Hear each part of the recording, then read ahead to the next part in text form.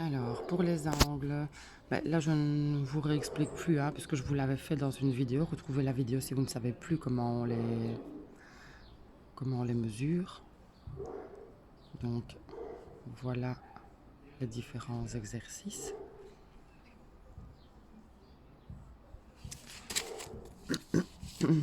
Alors, pareil ici, donc on devait mettre en couleur les angles, repasser en vert, je ne sais pas si vous voyez fort bien les côtés, pointer les sommets en rouge.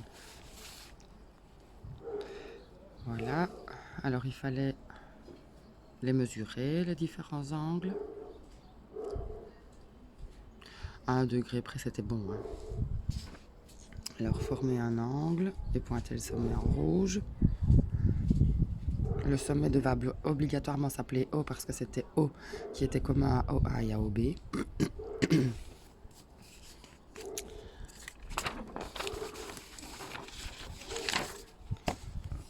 Alors, là, évidemment, c'est un petit peu plus compliqué que de corriger puisqu'il fallait les dessiner, les différents angles.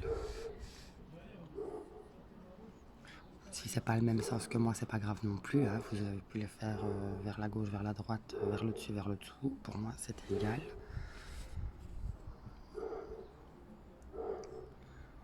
Donc voilà, n'oubliez pas qu'un angle aigu doit ressembler à un angle aigu, donc plus petit de 90 degrés et au plus grand, hein.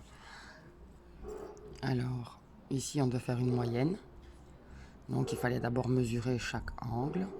Alors, je dois bien vous avouer que le EFG, j'avais mis 41, j'ai arrondi quand même à 40, hein, parce que sinon, ça faisait c'est 50,25. On ne fait pas des centièmes au niveau des angles, hein. Alors, ici, on avait des segments qu'il fallait mesurer au millimètre près. Donc voilà mes mesures. Donc vous savez bien aussi que les lattes ne sont pas faites de la même façon. Donc vous avez aussi un millimètre de différence avec moi. C'est pas très grave. Et donc la moyenne était de 6,7.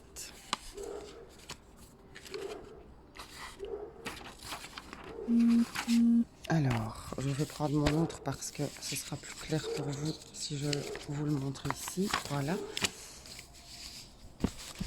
Alors, là, il fallait suivre, hein. Donc, vous voyez, il y a 3 choses différentes. Enfin, en tout cas, ici, il y en a 2 de différentes. Donc, dans le premier, il fallait d'abord faire un angle et puis le diviser en 2. D'accord? Ça, c'est ce qu'on vous demandait au premier. Au deuxième, en suivant les instructions, on arrivait à ceci. Donc, vous voyez, chaque fois, j'ai annoté. Voilà. En suivant les instructions, donc voilà, on arrive à ceci. La dernière question, vous ne savez pas forcément y répondre parce qu'on n'a pas encore appris à calculer les airs. Mais quand on calcule l'air d'un parallélogramme, on fait base fois hauteur. Et pour un triangle, c'est base fois hauteur divisé par 2. Donc ça, c'était quelque chose que vous ne saviez pas. Ensuite, vous aviez à tracer un losange avec 4 angles égaux. Vous n'aviez pas le choix, c'était donc un carré. Ici, vous deviez faire un trapèze dont un angle mesure au moins 60 degrés. Donc, peu importe l'endroit où vous l'avez mis, mais il en fallait un à 60 degrés. Et ici, moi, en agrandissant mon DEF, j'arrivais à 31 degrés. Je ne sais pas vous. Donc, voilà. Si vous avez mis que ce sont les mêmes, c'est possible aussi, puisqu'on n'a pas peut-être le même rapporteur ou le même équerre aristo.